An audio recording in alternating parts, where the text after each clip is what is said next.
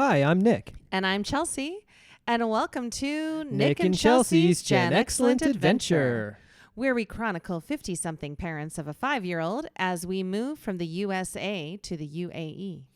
You can also follow our journey on our Instagram page, Nick Chelsea Gen Excellent Adventure, or just type in the name of this podcast. If you have any questions or subjects you'd like us to address, go ahead and send them to us through our Instagram page. Yes. So this episode is all about Oman. Yeah. Not all of Oman, specifically Muscat. But we're going to spend the entire episode going over the whys, the whats, and wheres of our weekend trip to Muscat, which was last weekend. Yes. Yeah, we're a couple days late. Yeah, we have friends in town, so we have been busy. Yes, but we found the time to Yes. carve out recording an episode that is a week out of date now. Yeah, and but you might have seen a couple of our photos from that time period. Not a ton. And to be honest, as we drove around Muscat, we were with friends a lot. We were really only there for one full day. Yeah. And there just wasn't a lot of opportunity to get those beautiful angled shots that we should be getting of the city. We don't have the great shots.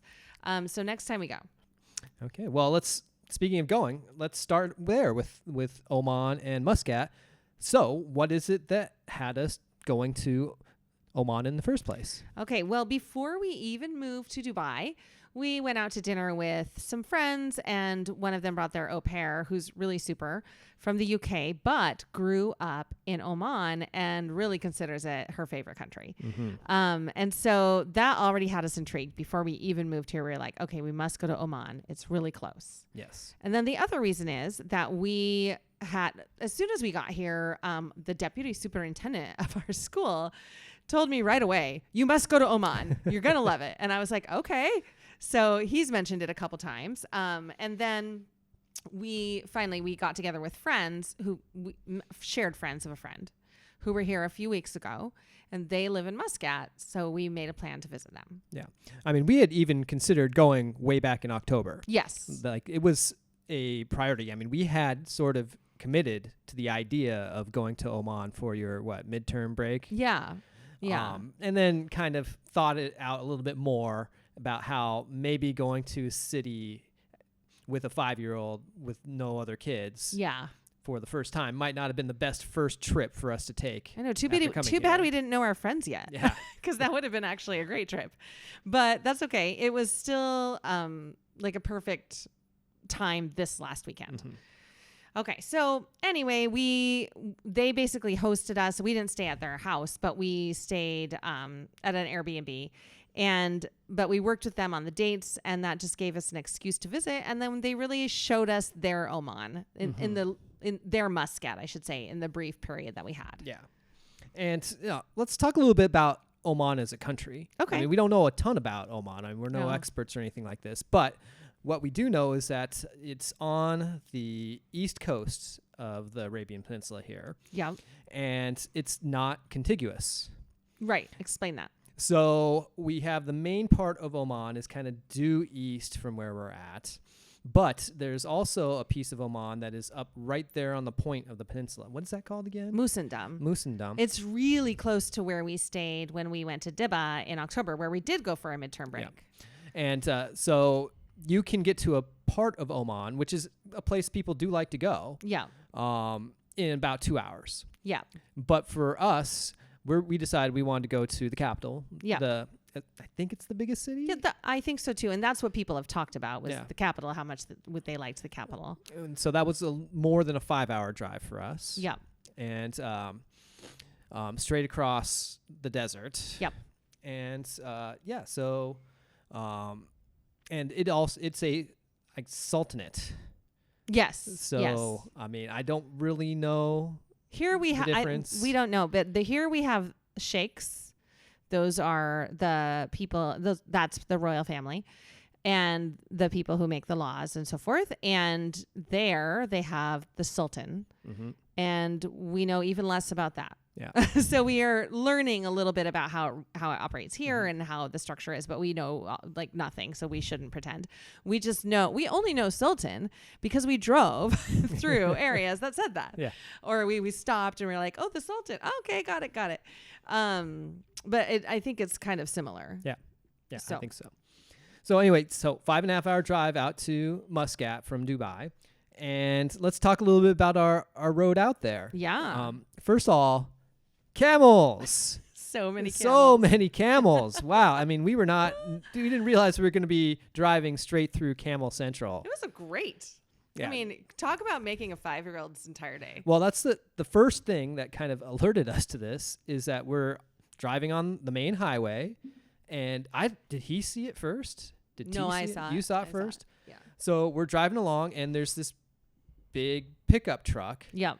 In the back, you see some heads pop up over the kind of the wall there, and they're these camel heads. Yay! So they were just being transported right there on the freeway. And we're like, oh my gosh, how lucky that we got to see that. And then we just kept seeing more trucks of camels. And T was so excited about seeing these. And we also passed a camel racetrack. Yeah. And that was amazing. We didn't see any camels on it, but we were like, what is this racetrack? Oh, camel racetrack. Yeah. And then after the camel racetrack, we saw more and more, like, I would say farms that had camels. Mm-hmm. I don't know what else they had. We saw camels. I saw one with horses and camels. Yeah. But that was really cool. And T saw all of them. So like when we drove in October to Dibba in the Fujairah Emirate, you and I saw some camels like up in the desert, but he didn't catch an eye on any of them. And he felt so upset and sad about it. Understandably. This time he caught every one of them. They were right out his window. It was great. And, I don't know what you call them. I mean, for horses, we know it's ranches. Mm-hmm. Do you think they would be called camel ranches? I think you can also have a horse farm. I don't know. I'm calling them camel farms for now. Yeah. Because they kind of look farmy, not ranchy. But what do I know? Yeah. I mean, sorry. So I hope we haven't offended any camel owners. And then when we get to the border, we find that the border process going UAE to Oman is a little bit more involved than our experiences driving across borders. To be clear, our main experience driving across borders is Washington to Canada. Yeah. So I've been to Mexico. Even that was much simpler too. And that was years ago. But I've been across that border by car. That was a simple border. I have not experienced this. It wasn't like crazy. It just was different than we're used to. Yeah. So when we cross the border from Washington into British Columbia, there's one booth. You have a line of cars waiting, and you go one at a time. And you go up to the booth. You hand over your passports. They check it. They ask you a some couple questions. Yeah. And if they say you're good to go, you're good to go. And that's it. They might check your car. That's never happened to us, but you do see it happen. Yeah. And so it's just the one stop, and you're on your way. Yeah. So the border between the UAE and Oman has more than one stop in the border patrol area. I wonder what it's like at the Musandam's border. Yeah. Yeah. We don't know. Because we saw it, but we didn't go through it, so we don't know how many steps there were. Yeah. But for example, we had the first booth, which is sort of a similar thing to what we experienced. Mm-hmm. But then we had a stop to have the car x-rayed. You drive your car through an x-ray machine, and you have to go a certain speed, which I'm pretty sure I did not do correctly. Correct. You did not.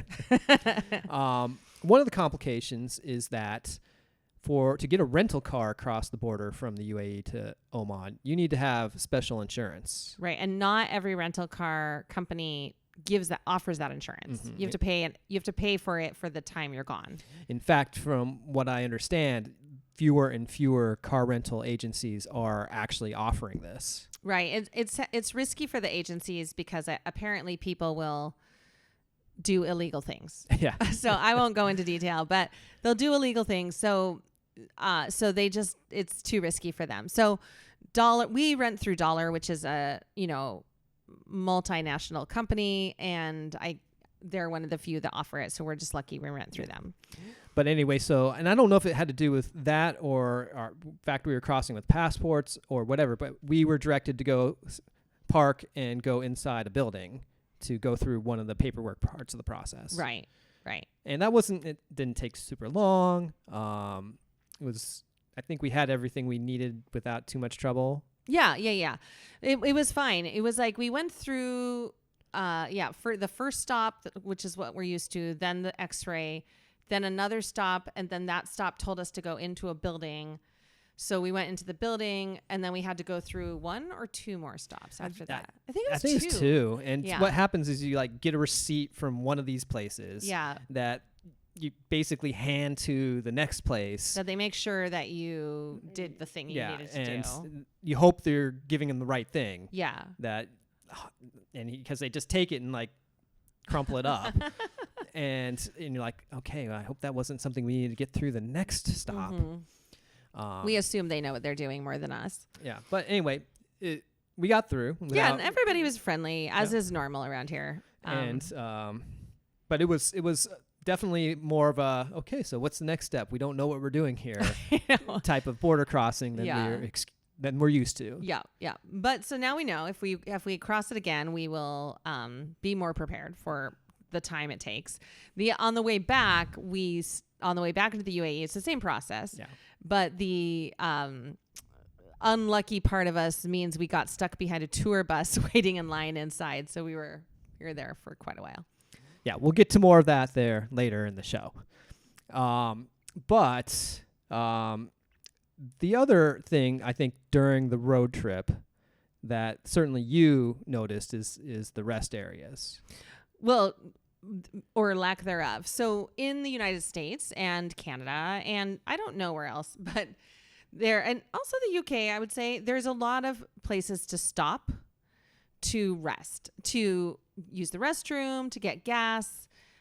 Rest areas in the United States don't include gas. They're just rest areas. You go to the restroom. They might sell coffee. They have vending machines. And then they keep it clean. And then there's usually grassy areas or other such things that you can run around in. If you have your pet with you, you can walk your dog, whatever. And if you have a child, you can let them run free for a little bit or play with them. And I remember doing road trips with T when he was a baby. We'd stop and we'd change him at those places. Like, it was really convenient. We had a pretty small car, so we couldn't like just change him in the back seat. It was hard to do. Anyway, those were really useful.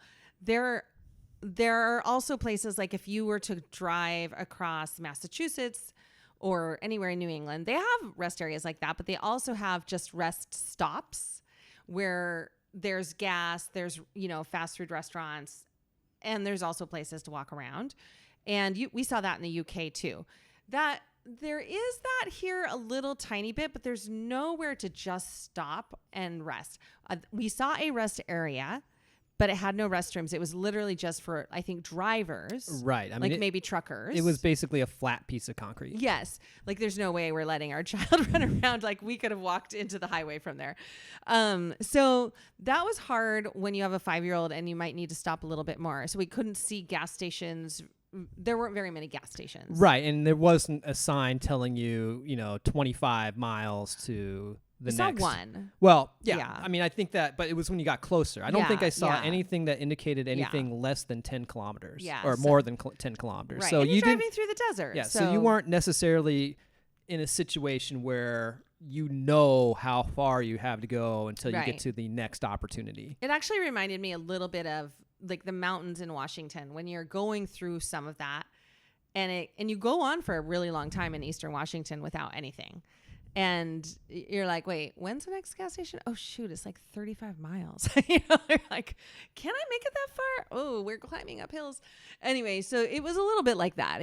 I mean, it's not like that doesn't exist in the U.S. Yeah. It's just we were unprepared because it's kind of 5 hours is long, but not crazy long.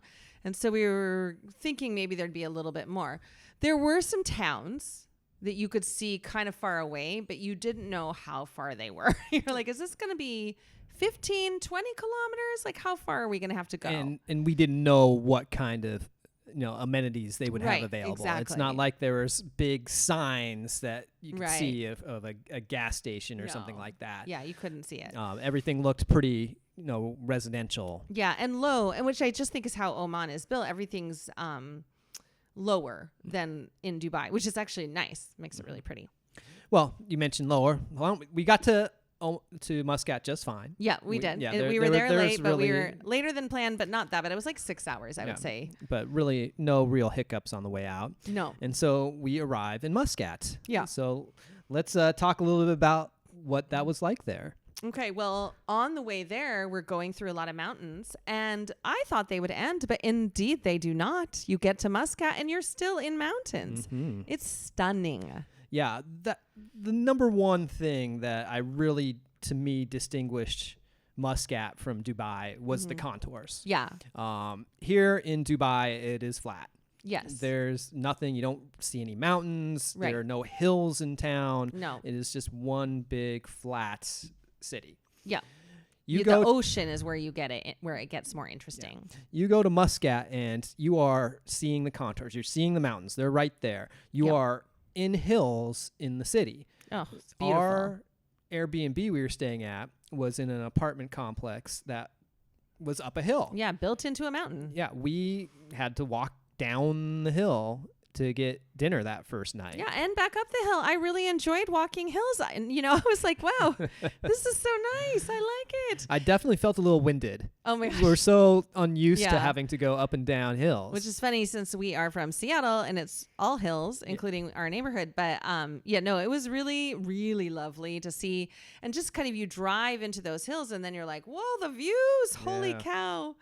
Yeah, you got the type of views that we don't get here. I mean, you can get high views easily because of the buildings all being so tall.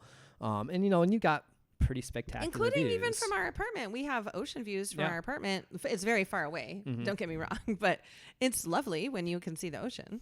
But being able to kind of be on top of a hill and look out over the city, that's something we're first of all used to. And second of all, I think it's something that we really value. We really enjoy that. Yes. So being able to have that kind of a view again was really, it felt natural. Yeah, very aesthetically pleasing to what we're, just because of where we're from, I think.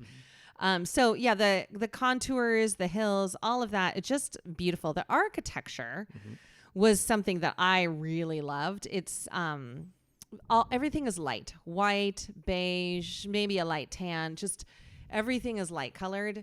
You might see something that has a darker trim, but like really it is, I'm sure there's a law around this because you don't see anything that's not like that, but it just makes it look so pretty. And so you have these white buildings like built into the hillside, and not, some of them are down on the flat area, but it just is really beautiful to look at. It looks a little bit more, from an architectural standpoint, I feel like it's older. It feels like there's more history behind what you are just kind of immersed in. Right. That may not Muscat. actually be true. It might not. But it is kind of what it looks like. It's what you maybe envision for what the Middle East might look like with the buildings themselves. I didn't really envision the mountains, but I have always envisioned maybe those lower light colored buildings. So and when you see the white ones, they really sparkle. Yeah. And when you say low buildings, there are no skyscrapers in Muscat. None. Yeah, there's some hotels that are taller, and maybe that's kind of the only thing I saw that was taller, but not skyscrapers. I mean, when we talk about tall, 15 stories, maybe the tallest thing we saw.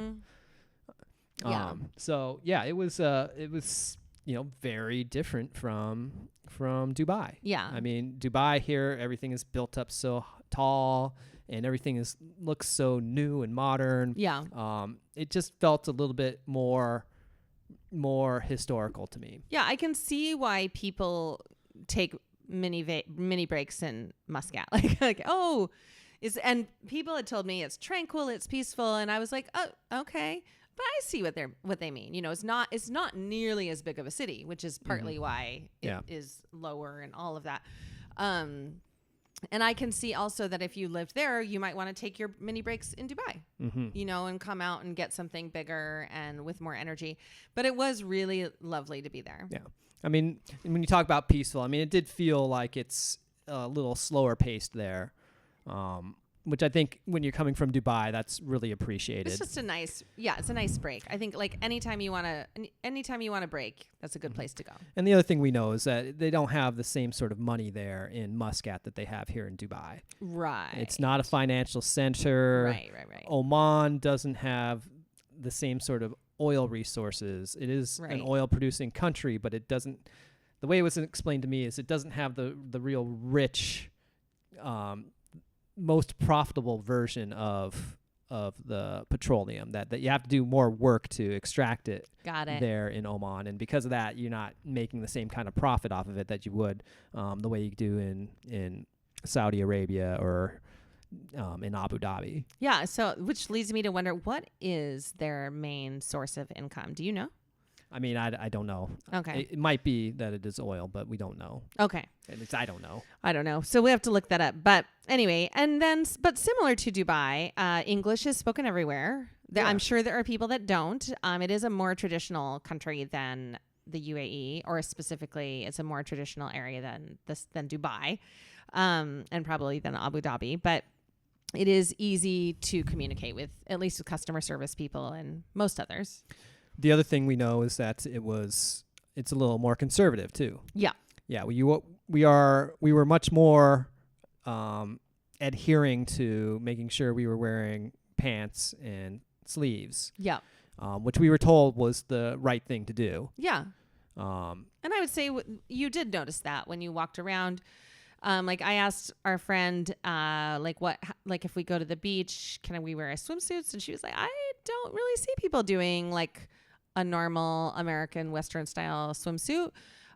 So, okay. But T played on the beach for a little bit.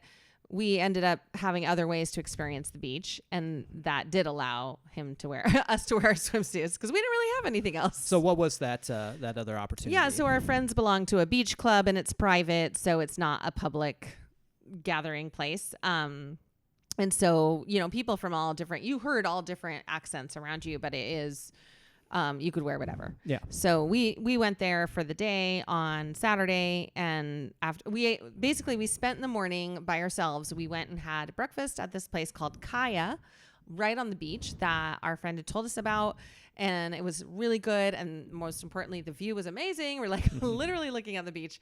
And then there was some workout equipment like you see at parks, like we have at our park.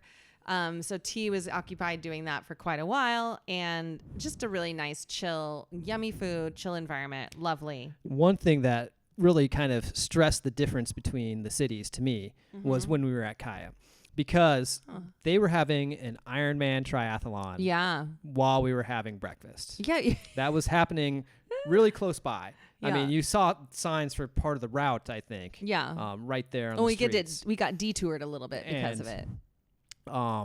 If they were having an Ironman triathlon in Dubai and you wanted to go get breakfast at a restaurant right near where all the action is happening, it's not happening.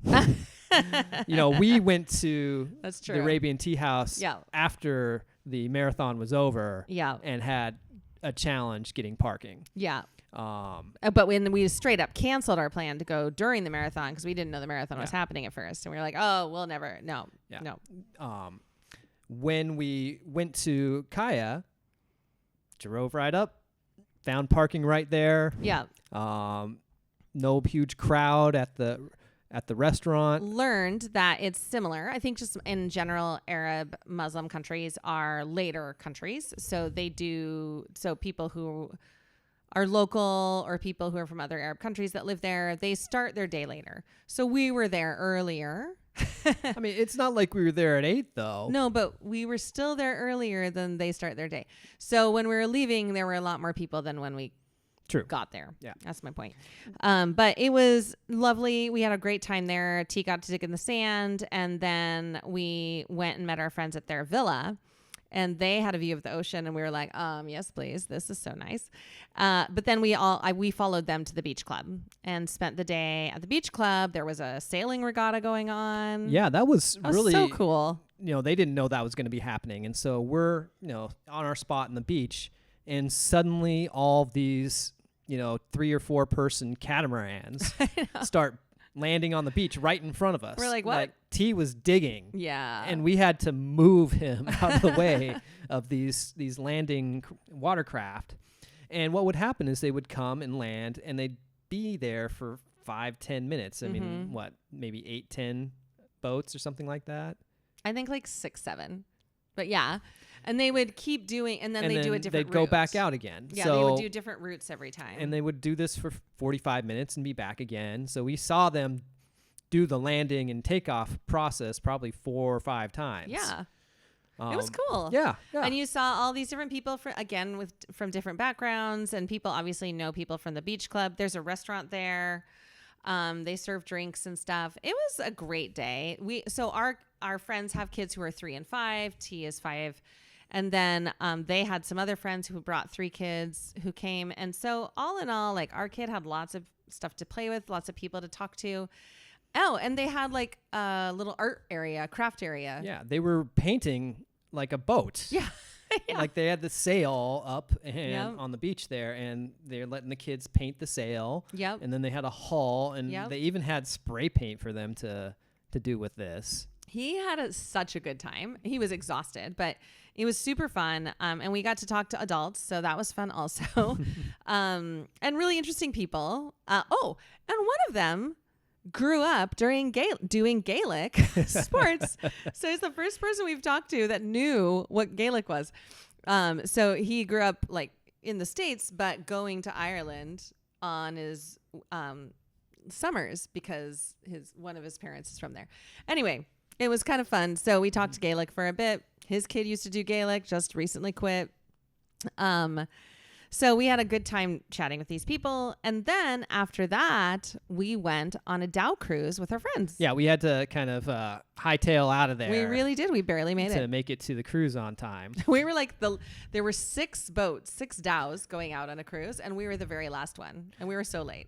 So, but a dhow boat is what? It basically is an old wooden boat. Ours had 2 levels, but they have a lot of them with 1 level. And they're this dark wood. And a dhow cruise takes you just around the body of water. That we have them in Dubai too. We've never done it. And this one was a sunset cruise, which are very popular. And they take you out to see some landmarks and just to see some interesting things. And then they come back and you're kind of on this old historic style boat. I don't know what dhows did. Did you? I could not understand any of what he said on the cruise. That's because he was speaking French. He also spoke English though. We had a different person when it was time to speak English to speak to us. But the majority of the people who were on our boat were French tourists. Yeah. And so the person who was doing most of the speaking was speaking in French.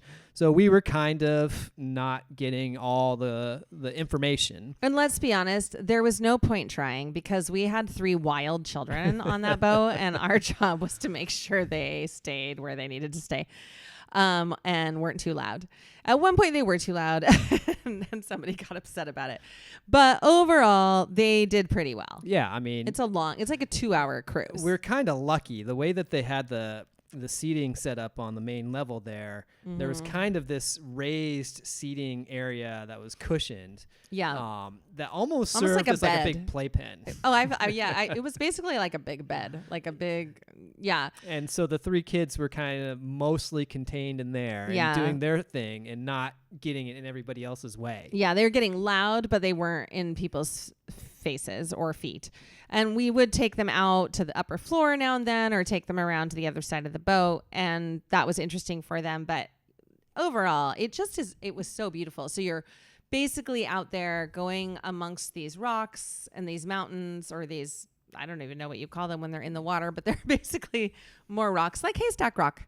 And then you could see where there were things built into them, like forts. Well, we learned that Oman is the land of 1,000 forts. And it was kind of on the drive to the marina that we first realized this. When we were driving from Dubai to Oman, we didn't really see forts. No. But once we got into Muscat and we were going through the middle of town, it's like, oh, fort. Yeah. Fort. So I'd seen a couple signs about forts or 4 forts on our way in, but you couldn't see the forts themselves. And again, our deputy superintendent had mentioned a couple forts. And so then I was like, aware this was a thing. And then you did more research and you got really nerdy about it. You were like, oh, the land of 1,000 forts. What is the best fort for us to go to? Well, and this stems back to my year in England when my dad was really into going and seeing the castles. Yes. And so we basically spent every weekend going and seeing a different castle. And so I immediately thought of my dad about how he would probably enjoy being able to go and explore the various different forts. Yeah. Now, it's a little different. Most of the ones you can go to here, as best as I can tell, have kind of been restored. Yeah. Because a lot of these were like 16th century Portuguese fortifications, for example. I mean, it's all because Oman was a big trading post, basically, a seafaring trading post, because it's sort of at the intersection of the Middle East and Africa and South Asia. Yeah. And so you have all these fortifications everywhere. Some of them are old and kind of inaccessible and still in ruins, I guess. And a lot of those I don't think are very accessible. Like when we were on the dhow cruise, we were seeing some up very high in rocks or in mountains that, you know, there was nothing else up there. Right. And some of that, there's like 3 maybe in Muscat itself, but you can't go to most of them. Right. So then like they might even be accessible, but not to us. Like you're not allowed to go. But really makes it interesting when you're a tourist. You're, you know, taking a boat around or even just driving around. Oh, there's one of those cool. And then you're also going, wow, they really built that into the rock to help from the sea. That is amazing engineering. Yeah. It's really interesting. And then we also saw like a royal, I think she said it used to be like a royal palace or something, but then now it's like a right. That was the hotel. Used to be the Sultan's palace. Yeah. And then also there was like a cemetery with English people buried that you could see from the boat. So many interesting things. So yeah, but going back to the fort, we did stop at one on our way back home. Yes. Called Al Hazem Castle. Yeah, it was a castle, not as much of a fort maybe as some of the other ones, but definitely like had some of that element to it. But it was a really well kept up institution there. It was a real catering to tourists sort of place. I mean, there was a tourist van or bus in front of us that had they started their tour before we got there. So we were trying to keep our 5-year-old away from what I think was another French group, being a little sensitive to the night before. So we didn't do the full, like they basically have, you know, the speakers with information that you can audio tour guide. And I love those things, but it's just impractical when you're with a small child. But they had stations along the whole castle for you to learn. Mm-hmm. But we went up we did see some things, and then went up to the roof, which of course is always really interesting and fun. And T got a big kick out of that. It was quite hot. Yeah. Yeah. And also what was interesting was seeing the water. I mean, there was natural water that came into that fort. Yeah, they said it was from like a mountain spring, and then they would let it into the castle like 2 times a day, I think, for cleaning and for fresh water. But it was, yeah, you could see it running through. So I assume it's still that same spring that's coming from. I don't know if you caught this, but at one point I took a photo from the roof and I realized, I think the original castle is actually down here. Oh. Yeah, I'll show you the photo because I guess I didn't tell you that because what I was looking at was actual ruins. Okay. Down below. And I was like, if that's not that, what is that? So that was pretty cool. Yeah. But yeah, they do a nice job. I mean, they know this is a tourist destination and they do a really nice job of helping you understand like how things worked. Let's talk the food a little bit. Oh yeah. We weren't there long enough to really really sample local food or anything like that. No. The closest we got was when we had that breakfast at Kaya. Well, you had an Arabian breakfast platter. I did not. But you said it was quite tasty. Yeah, I enjoyed it. Yeah, my food was good too. I just didn't get that. And T liked his. And then we also noticed there were more Mexican restaurants per capita in Muscat than we've seen in Dubai. They do have Mexican restaurants here in Dubai, but not as many per capita. Yeah. I mean, it was wild. I mean, it was like Mexican there. Whereas we have to look it up. Yeah, we're like, here. where is Mexican? I know it exists. We don't see it unless we are looking for it And specifically. so keep in mind, we're from Seattle. That's not the same as California, obviously, but it does keep going. There's a lot of Mexican in Seattle. And so people from California are going to laugh at us because they will come up and go, this is not Mexican. But anyway, we have our taco trucks. There's plenty of them. There's lots of Mexican people in Seattle. So we did eat a fair amount of it, is what I'm trying to say. I'm not including taco time. Okay, I'm not including that. It's not. I know that's not Mexican. Okay, Elizabeth. Anyway, so people have told us the Mexicans in Dubai, the Mexican food in Dubai is, but we just had some for the first time, and it was pretty decent. Wouldn't you say? Yeah, it was fine. It was fine. Okay. Yeah. But if anyone out there knows why there's more Mexican restaurants in Muscat than there is in Dubai, feel free to let us know, because we'd be curious to know any theories anyone would have as to why that would be the case. Yes. Okay, so I think that pretty much covers our 2 days. Yes, there. 2 days. We did have really good Indian food too. Yes. Because we got it delivered. But our friends told us what to get or where to get it. And so we did that. Oh, Talabat works. Talabat is one of our delivery options here, and it works in Muscat. So all I had to do was change it to the right country, and I could still get delivery. All right. Yay. Okay, so moving on to our weekly segment. Our excellents and boguses of the week. Okay. So, Oman style. Okay. All right, Nick, you go first. Okay. So my excellent, we talk about the passport or the border control being a more involved process. Yeah. But there was one bright spot to that.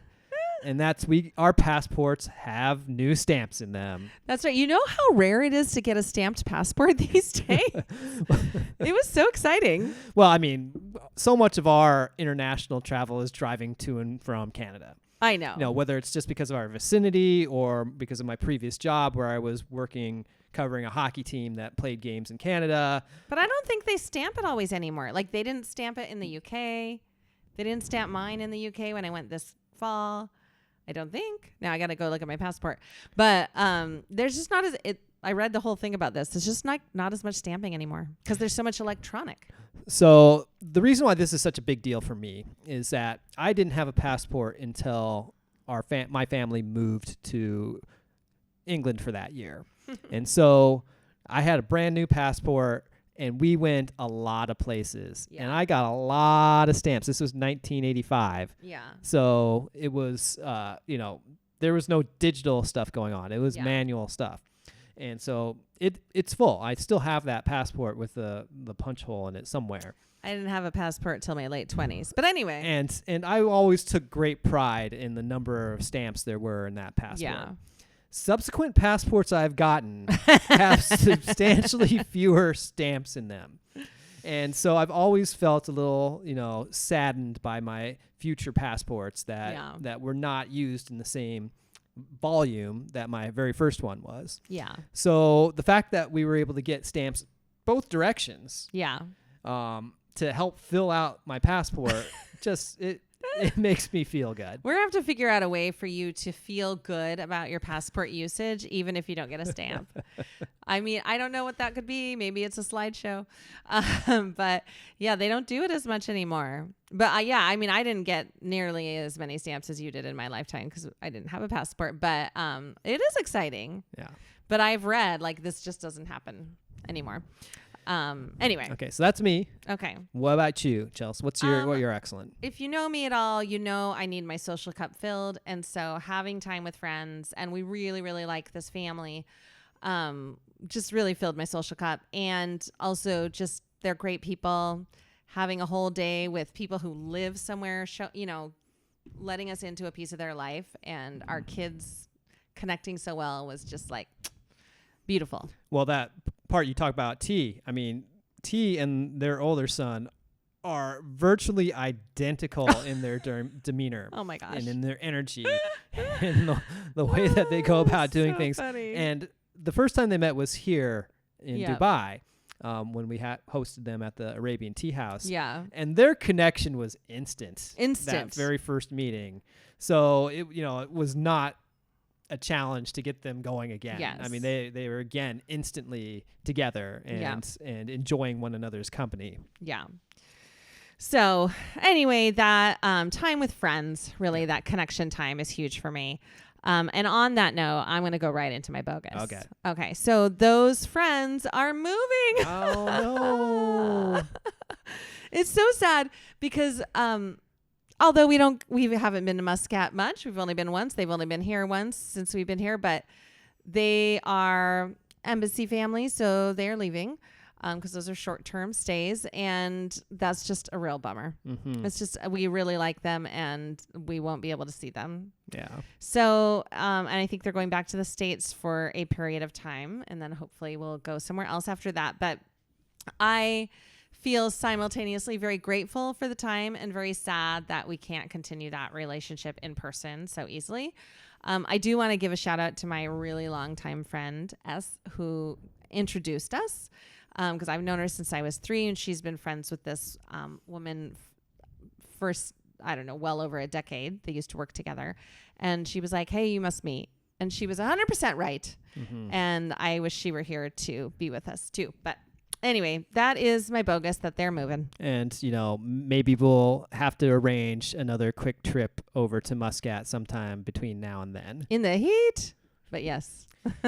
All right. So I guess that's up to me. And I kind of teased this a little earlier in the episode. But my bogus was basically our 10-hour trek back oh my gosh. from Muscat. It was so long, you guys. Yeah. So, something long. in the air. We just weren't meant to have this smooth trip back. I mean, it wasn't just one thing that was slowing us down. It seemed like at every step there was something that was just going to hold us back a little bit.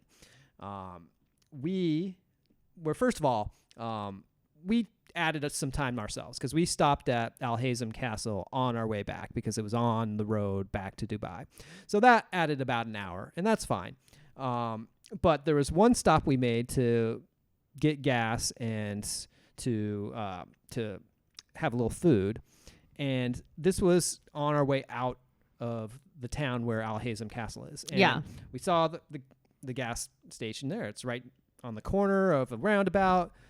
Great, very convenient. Know where it is. Well, the problem is the way out of there took you just past the roundabout onto a road that wasn't the road that we were on. Right. And that road ended up being an 18-kilometer detour.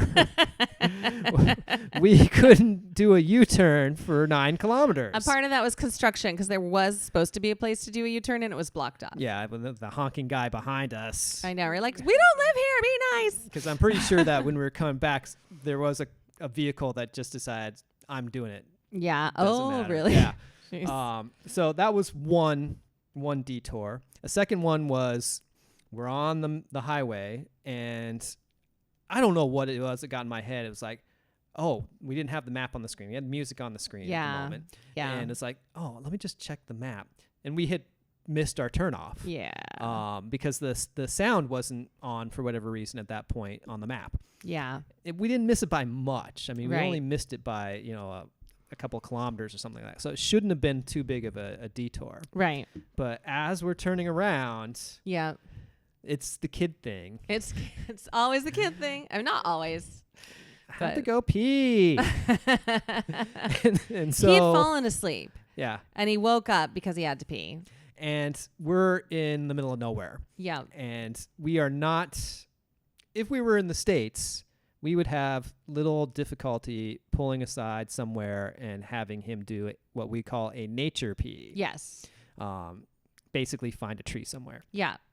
First of all, we don't want to take the chance doing something like that in these countries where we're pretty sure that's illegal or frowned upon, or certainly not the norm the way that it kind of is back in the States. We have no idea. But second of all, there's no trees. Yeah, exactly. There's nowhere to hide. So you would be completely exposed out in the open. Yeah, you can't do it. So, and this is where you really wish there was a rest area. And we were I was in a full panic. You were. And it's like, which direction do we go that we think it's going to be the fastest to find a restroom? And so we turn around to go towards the town, which is in the opposite direction of where we actually are trying to go. Yeah. And get into town. It ends up taking a while to find. We try to get off at a gas station. Gas station is closed. We try to get to another gas station. It has the door locked. No one can help us. For the first time, we're in a town where English isn't actually being effective. Where we wish we spoke Arabic. Yeah. Yeah. I mean, some people did try to help me. I was walking around the gas station with tea. To be clear, I never want to go to a gas station because I am a woman. And Nick and I talk about this, or really I talk about it and he listens begrudgingly. But I don't want to use a gas station bathroom ever unless it's one of those formalized rest areas that have gas stations because they keep them clean. This one had two restrooms. One didn't have a toilet in it and the other one was locked and nobody was coming out. So I was like, okay. So tried to talk to the gas station attendant, tried to talk to the pharmacy guy, not getting anywhere. The gas station attendant was trying really hard to help me. I went to the restaurant next door. They were closed. He was like, go to a kilometer down the way to a church. And I was like, a church? I don't think that's really what he said. That cannot be right. I don't believe there is a church in this town. But anyway, I had seen on our drive to the gas station a KFC. And I said, babe, just go to the KFC. We're going to the KFC. I don't care if we will get something. We're going to KFC. We never knew that we were going to travel tens of thousands of miles to arrive at KFC. You know, I just knew that nobody was going to yell at us for going to the bathroom there. So we did go to the KFC and T was like, I'm hungry, as he often is when he smells fried food. And so the bathroom was clean.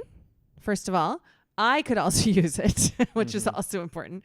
And we got his dinner. We basically got him a dinner while we were there. Yeah. So it worked out okay. Yeah. It just was frustrating and panicky, but it was fine.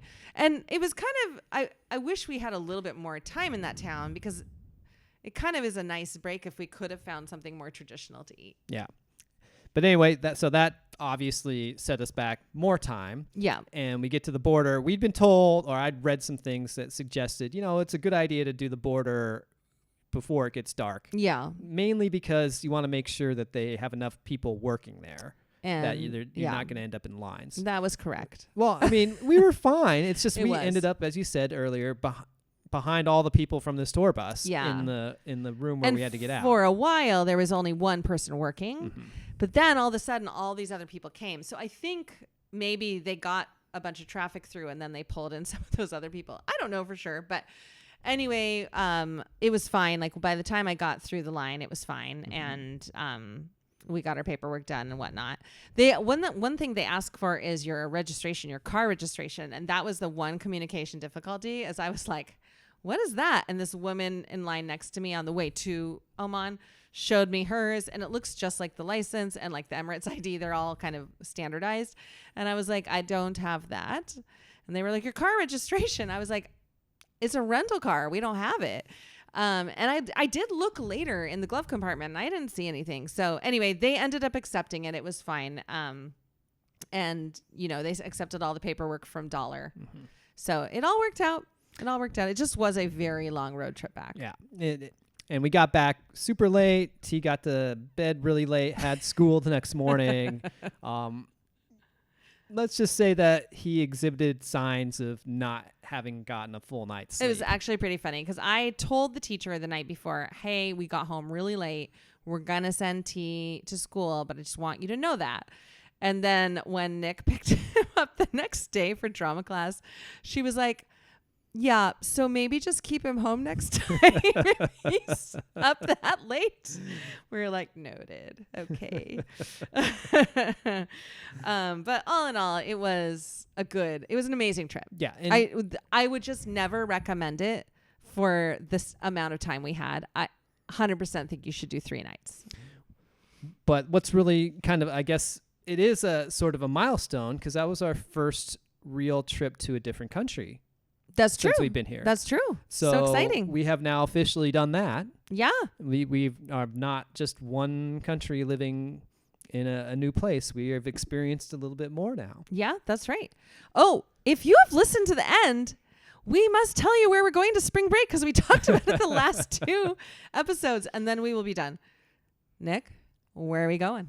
We are going to Taiwan. Woo! Yeah, we have everything booked, so we are all set. We talked about that earlier in the previous episode about Taiwan. Yeah, we did. And So we're doing 8 nights. We're not going to do the whole 2 weeks. We're doing 8 nights there. It's all in Taipei.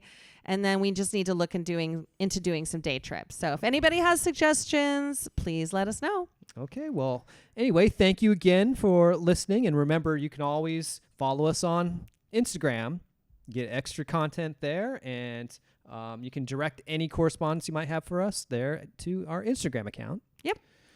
And also, let's give a little teaser for next week. Oh, our teaser for next week is based on the fact that we had a desert tour yesterday with some friends who are in town, and it was amazing. It was so good. I cannot recommend it highly enough. We'll talk all about it in our next episode. Yeah, so look forward to that next week. In the meantime, be excellent to each other. Have a great week, everyone.